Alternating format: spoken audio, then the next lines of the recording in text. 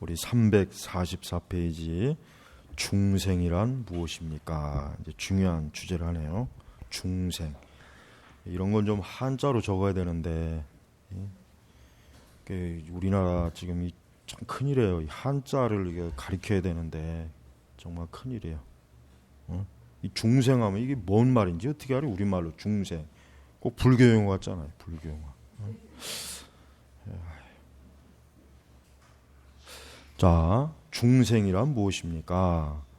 그 시작은 우리의 본성을 죽이는 것이고 그 마침은 우리가 새로운 피조물이 되는 것입니다. 물이 우리의 머리에 부어지는 것은 죽음을 상징하는 것이고 물 속에 계속 들어있지 않냐고 마치 우리가 무덤에 들어간 것처럼 잠시 동안만 들어갔다가 곧 밖으로 나오는 것은 새 계명을 상징하는 것입니다. 그러니까 중생이라고 하는 것은 말 그대로 새로운 피조물이 되는 거죠. 그러니까 다시 태어나다, 다시 어때요? 새롭게 되어지다.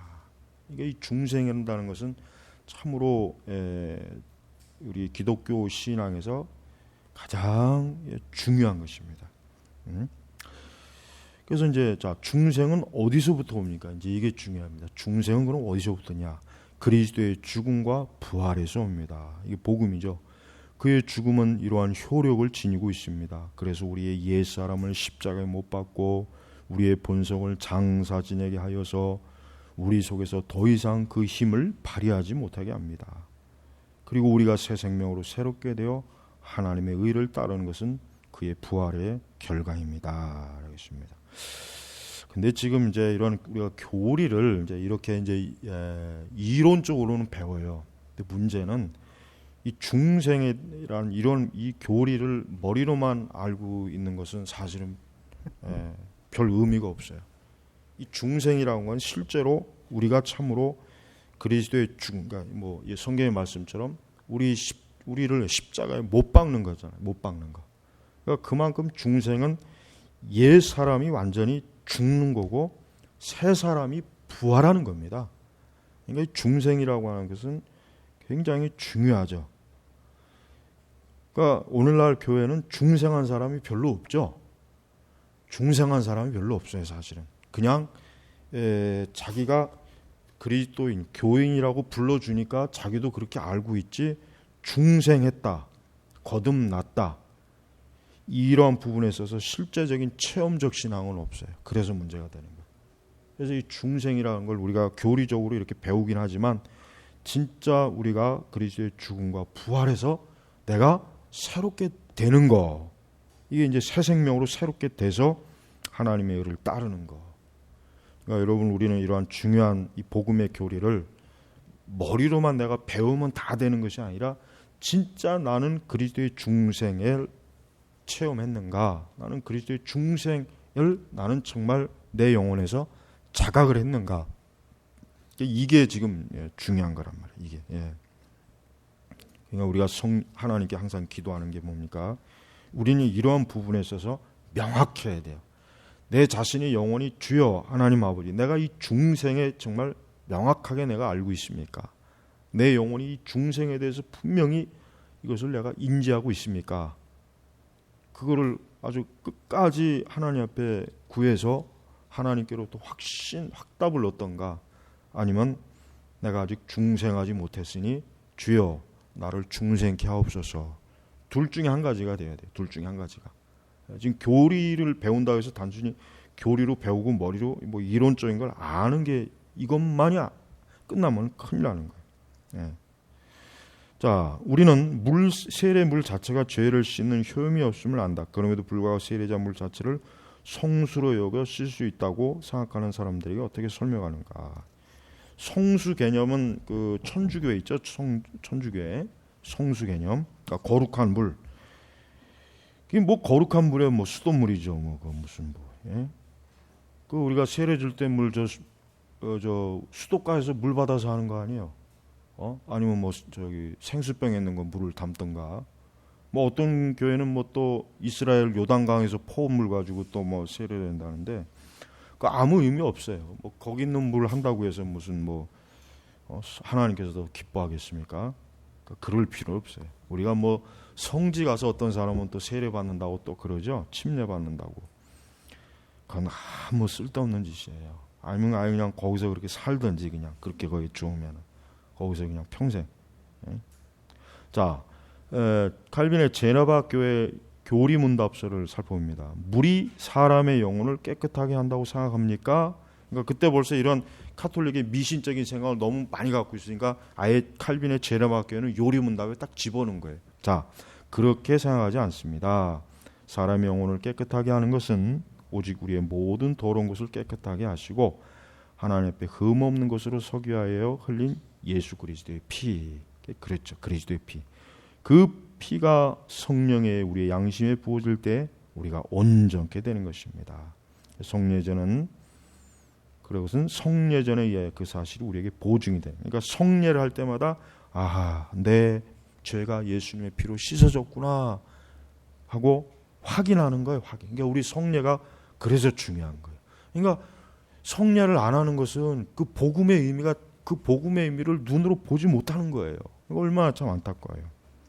자, 세 번째, 유아 세례에 관련하여 개혁파 교회 중 크게 다른 입장을 취하고 있는 교파가 있는데 대표적으로 장로교와 침례교다. 특히 침례교는 제세례파의 영향을 받아 신자의 침례만 인정했고 말을 하지 못하는 유아들에게 베푸는 세례는 인정하지 않았어요. 이게 침례교하고 장로교하고 이제 이게 참 커요, 교리적으로. 그러니까 이제 침례교는 이 제세례파가 어떻게, 이 제세례라는 게 뭐예요? 다시 세례를 받는다는 뜻이잖아요. 그러니까 유아 세례는 안 된다. 성인 세례만이 이게 진짜 세례다. 아니 말도 못하는 아이가 무슨 세례를 받냐? 이게 이제 장로교는 언약 신학에 의해서 유아들도 하나님의 은혜의 영역으로 하나님께서 어때요? 가입시키는 거예요. 그렇다고 물론 유아 세례가 그 아이를 구원하는 건 아니에요. 그건 아니에요. 다만 근데 장로교는 유아 세례를 인정하는데 이 두 교파의 차이는 신앙에 있어서 신자의 인간적 고백을 중시하느냐 또는 신자에게서 신적 언약을 중시하느냐. 이게 여기의 차이예요. 그러니까 침례교는 세례를 받을 때 본인이 신앙을 고백해야 된다. 거기에 강조점을 두는 거고 장로교는 이 아이도 즉 구약의 할례를 언제 줬습니까? 난 지 8일 만에 줬잖아요. 그러니까 우리는 신약의 세례가 구약의 할례의 영적인 연장선이거든요. 그러니까 우리는 어린아이에게 그러니까 세례를 줘도 된다. 이게 장로교가 가르치는 유아 세례의 근거예요. 근데 이게 굉장히 지금 종교개혁 시대나 이게 사실은 뭐 논쟁이 많았는데 우리 하이델베르그는 유아 세례를 인정합니다. 장로교는. 그래서 교리가 언약과 하나님의 교회에 속한 모든 사람들이 세례를 받도록 되어 있다. 언약 신학과죠. 둘째, 제사함과 증생의 은덕을 누리는 자들은 세례에서 제외되어서는 안 된다. 그런데 교회 유아들도 이 은덕을 누린다. 믿음의 주인이신 그리스도의 피와 성령으로 말미암아 제사함은 성인에게는 물론 유아들에게도 약속되어 있기 때문이다. 셋째, 하나님께서는 교회에 받아들여지는 하나님의 엄숙한 전례를 제정하셨고 또한 모든 갖가지 분파들로부터 교회를 구별되도록 계획하신 성례라면 마땅히 연령이 어떻든 간에 언약과 교회에 받아들일 권리를 정당하게 지닌 모든 사람에게 베풀어져야 마땅하다. 넷째, 구약시대는 성인은 물론 유아도 세례를 받았다. 그러니까 할례를 말하는 거죠. 신약에서는 세례가 구약에서는 할례자를 대체한 할례와 동일한 용도로 사용된다. 그러니까 이제 여기서 이제 교리적인 차이점을 이제 알고 계시고 이제 우리 이제 개혁파 그다음에 장로교는 유아 세례를 언약 신약 관점에서 인정하는 거예요. 그러니까 유아 세례를 우리는 우리 교회도 시행을 하고 있고 또 시행을 해야 되고 그렇다고 해서 침례교가 그렇다고 또 잘못됐다고 하기는 좀 그래. 왜냐? 침례교는 1차적으로 신자 개인이 하나님 앞에 믿음을 고백해야 된다. 이건 맞는 얘기잖아요. 그러니까 우리가 이제 요걸 가지고 너무 뭐 네가 옳다 내가 옳다 그럴 필요는 없는데 우리가 이제 이런 부분에 있어서는 좀 넓게 봐주는 거예요. 넓게. 그러니까 우리 장로교는 우리는 이러한 신학적 관점으로, 그러니까 언약 신학적 관점으로 우리는 믿고 있다.